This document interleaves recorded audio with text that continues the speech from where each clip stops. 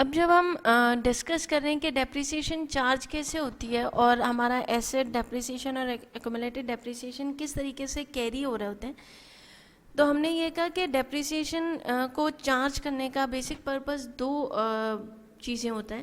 पहली कि हम मैचिंग प्रिंसिपल को फॉलो कर लें, और दूसरी चीज़ जब हम अपने एसेट को अपनी बुक्स में से राइट ऑफ करें तो हमें हेल्प आउट हो सके। अब जब हम राइट ऑफ करने की बात करते हैं तो हम या तो डिस्पोजल ऑफ एसेट की तरफ जाते हैं या फिर सेलिंग ऑफ एसेट्स की तरफ जाते हैं। डिस्पोजल ऑफ एसेट्स कहाँ पर कंसिडर किया जा रहा होता है? When asset has no residual value and is fully depreciated. Means 20,000 का एसेट था, 10 साल की यूजफुल लाइफ थी और 2,000 हर साल डेप्रिसिएशन चार्ज की, उसकी कोई रेजिडुअल वैल्यू नहीं थी और 10 साल के बाद आपका एसेट ऑटोमेटिकली ज़ीरो पर चला गया। तो अगर asset with a cost of $25,000 purchase हुआ and fully depreciated is discarded, तो हमारे अकाउंटिंग हेड्स किस तरीके से मूव करते हैं कि एक्यूमुलेटेड डेप्रिसिएशन जो कि हमारे पास पहले क्रेडिट साइड पे आ रहा था, हम उसको डेबिट कर देंगे, और हमारा फिक्स्ड एसेट जो कि डेबिट होगा उसको हम क्रेडिट कर देंगे विद 25,000, और हमारा जो एसेट है वो हमारी बुक से राइट ऑफ हो जाएगा।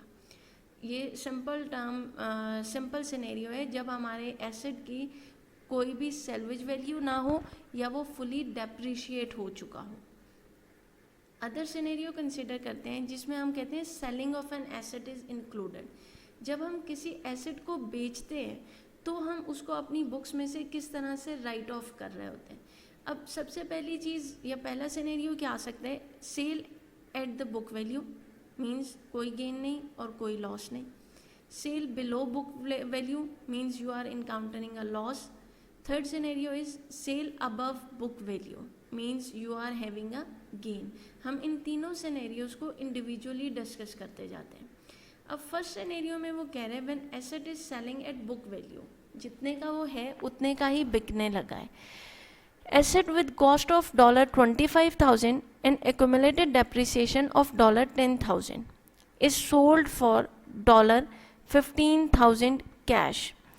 अब हम ये कह रहे हैं कि एसेट को हम उसकी बुक वैल्यू पर सेल करने लगे हैं, ठीक है। अब हमारे पास 25,000 का एसेट था जो कि डेबिट में शो हो रहा था, और हमारे कॉन्ट्रा अकाउंट में 10,000 एक्यूमुलेटेड डेप्रिसिएशन प्लेस हुआ था जो क्रेडिट में शो हो रहा था, ठीक है।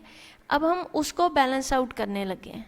हमने एसेट को बेचा है 15,000 का, इसका मतलब हमारा कैश इंक्रीज हो रहा है 15,000 से, और कैश एसेट है इंक्रीज हो रहा है तो डेबिट हो जाएगा 15,000 से। सो हमने सिंपली कैश को 15,000 से डेबिट कर दिया। अब रिमेनिंग दो चीज़ें कि हमारी बुक्स में से 25,000 का एसेट भी निकलना चाहिए और एक्यूमुलेटेड डेप्रिसिएशन जो 10,000 की है वो भी निकलनी चाहिए। अब हमारे पास एसेट हमारी बैलेंस शीट में डेबिट साइड पर लिखा हुआ आ रहा है।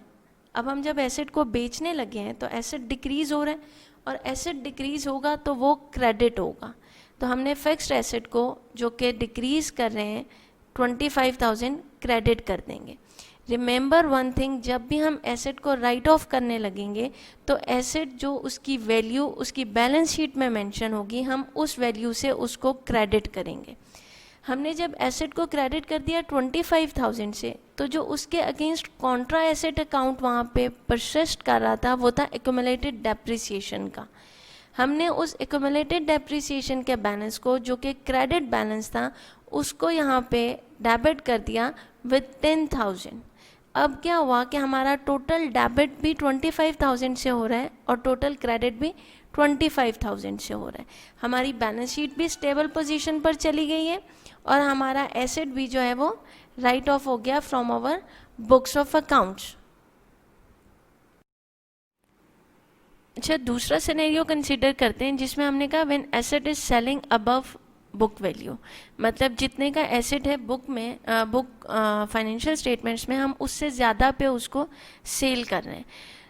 then say consider for example asset with cost of $25,000 and accumulated depreciation of $10,000 is sold for $20,000 cash. अब हमारे पास कैश कितना रिसीव हो रहा है 20,000 का, तो हमने कैश को इंक्रीज कर दिया, डेबिट किया 20,000 से, ठीक है। पैरेलल हमने चीज़ कौन सी बेची है, एसेट बेचा है, और एसेट कितने का था, 25,000 का। Decrease in an asset shows with the credit side, तो हमने फिक्स्ड एसेट को क्रेडिट कर दिया 25,000 से। अब एक और चीज़ जो बैलेंस शीट से हमने मूव करनी है वो है एक्यूमुलेटेड डेप्रिसिएशन का हेड, क्योंकि हमने उसका एसेट मूव कर दिया तो हम उसका कॉन्ट्रा अकाउंट भी मूव कर रहे हैं। अब कॉन्ट्रा अकाउंट जो है एक्यूमुलेटेड डेप्रिसिएशन का, वो क्रेडिट बैलेंस था 10,000 का, हमने उसको डेबिट कर दिया इधर 10,000 से। अब हमारी डेबिट साइड पे 30,000 आ रहे हैं, जबकि अगर अभी हम गेन को ना कंसिडर करें तो क्रेडिट साइड पे 25,000 आ रहे हैं। अब जो डिफरेंस ऑफ 5,000 है, हमने ये कहा कि हम एसेट को अबव बुक वैल्यू पर सेल कर रहे हैं। मींस हमारा 25,000 का एसेट था, डेप्रिशिएट हुआ 10,000 से, तो रिमेनिंग कितनी बुक वैल्यू रहेगी, 15,000 की, और हम उसको बेच कितने कर रहे हैं, 20,000 का, मतलब हम 5,000 का प्रॉफिट अर्न कर रहे हैं। और जब भी आपका प्रॉफिट अर्न होता है या रेवेन्यू अर्न हो रहा होता है तो वो हमेशा इंक्रीज होता है, शो होता है क्रेडिट के साथ। तो हम gain on disposal of asset credit करेंगे 5,000 से। इस तरीके से हमारी डेबिट साइड 30,000 हो जाएगी और क्रेडिट साइड भी 30,000 हो जाएगी, और हमारा एसेट जो है वो सक्सेसफुली हमारी बुक्स से राइट ऑफ हो जाएगा while keeping our books in balance. Next scenario है कि हम अपने एसेट को less than the book value sale करने लगे। Asset with cost of $25,000 and accumulated depreciation of $10,000 is sold for $12,000 cash. अब सबसे पहली चीज़ कि हमें रिसीव क्या हुआ है, क्या हमने कैश को रिसीव किया है, और कैश रिसीव हुआ है 12,000, तो इंक्रीज हो रहा है, डेबिट हो जाएगा। सिमिलरली कैश किस चीज़ के अगेंस्ट रिसीव हुआ, हमारे एसेट के अगेंस्ट रिसीव हुआ है, तो हमने एसेट को डिक्रीज़ किया और उसको क्रेडिट कर दिया विद 25,000। पैरेलल जो इस एसेट का कॉन्ट्रा अकाउंट था एक्यूमुलेटेड डेप्रिसिएशन का, उसको मूव हमने कर दिया और हमने उसको प्लेस कर दिया डेबिट साइड पर, तो हमारा बैलेंस आउट हो गया, जो कि आपका एक्यूमुलेटेड डेप्रिसिएशन क्रेडिट हो रहा था आपकी बैलेंस शीट में, वो यहाँ पे मूव होकर डेबिट हो गया 10,000 से। ठीक है, अब आपका एसेट साइड या आपकी क्रेडिट साइड है 25,000 पे, जबकि आपकी डेबिट साइड आ रही है 22,000 पे। ठीक है, आपका एसेट 25,000 की डेप्रिसिएशन माइनस में से 25,000 में से 10,000 माइनस करके 15,000 जो है वो उसकी वैल्यू कैरी हो रही थी, जबकि आपने बेचा उस एसेट को 12,000 पे, आपने 3,000 जो है वो कम पे अपने एसेट को बेचा है। जब भी हमारा लॉस होता है तो हम उसको डेबिट करते हैं, क्योंकि हमारा इंक्रीज या हमारा प्रॉफिट क्रेडिट से शो हो रहा होता है, रेवेन्यू क्रेडिट से शो हो रहा होता है, और लॉस जो है वो डेबिट से शो होता है। तो हम अपने loss on disposal of asset को डेबिट साइड पे 3,000 से मार्क कर देंगे। अब होगा क्या, एट द एंड हमारी डेबिट साइड 25,000 हो जाएगी और क्रेडिट साइड भी 25,000 हो जाएगी। हमारा एसेट जो है वो सक्सेसफुली बुक से राइट ऑफ हो जाएगा, हमारा cash against that asset place हो जाएगा हमारी बैलेंस शीट में, और हमारा लॉस भी जो कि उस एसेट और उसके इक्विवेलेंट कैश जो हमने रिसीव किया उसकी सेल प्रोसीड्स में जो लॉस हमने इनकाउंटर किया, हमने उसको भी अपनी बुक्स में सक्सेसफुली रिकॉर्ड कर लिया।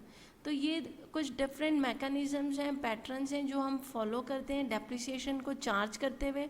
उसके रीजंस के हम क्यों डेप्रिसिएशन चार्ज कर रहे होते हैं, एक्यूमुलेटेड डेप्रिसिएशन को क्यों प्लेस कर रहे होते हैं, और फिर किस तरीके से हमारी एक्यूमुलेटेड डेप्रिसिएशन हमें हेल्प आउट करती है कि हम अपने एसेट को सक्सेसफुली अपनी बुक से राइट ऑफ कर सकें। होपफुली कि ये लेक्चर जो हैं वो आपको हेल्प आउट करेंगे इस कॉन्सेप्ट को अंडरस्टैंड करने में। अगर स्टिल कोई इश्यूज़ हों, कोई क्वेरीज हों, you can feel free to ask me in the WhatsApp group. Thank you so much.